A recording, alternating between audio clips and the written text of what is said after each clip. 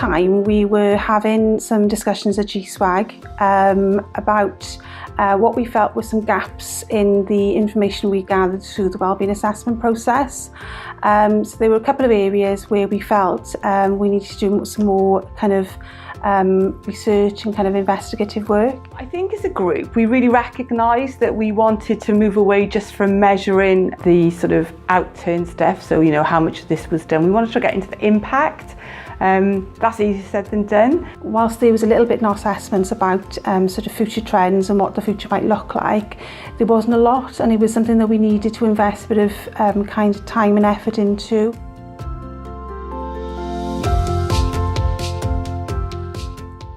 Happy City is a social enterprise based in Bristol, and basically they offer kind of a toolkit for measuring wellbeing, various different methods for doing that, two of which are the Thriving Places Index and also the Happiness Pulse.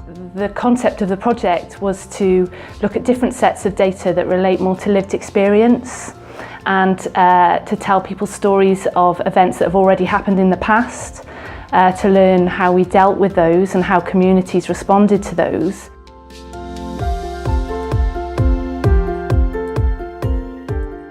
The Thriving Places Index uses existing data sources that we all use in probably our daily lives. But it has a different focus in that it focuses on those data sets and information that are specifically designed to measure well-being.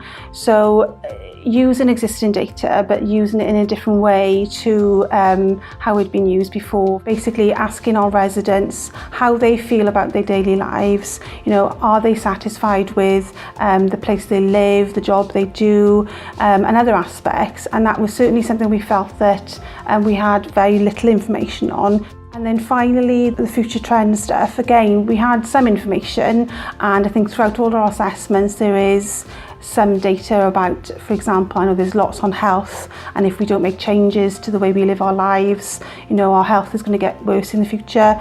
But that wasn't uniform. There were lots of areas where we felt we didn't have much information at all. So the future trends work that we did, again, was designed to plug that gap and help us to understand more about what the future will be like. Using lived experience, narrative and story as maybe a more powerful set of data. By using those things we can think about our assessments and keeping them live, and I think that's something that we haven't cracked, but we're really keen to work on.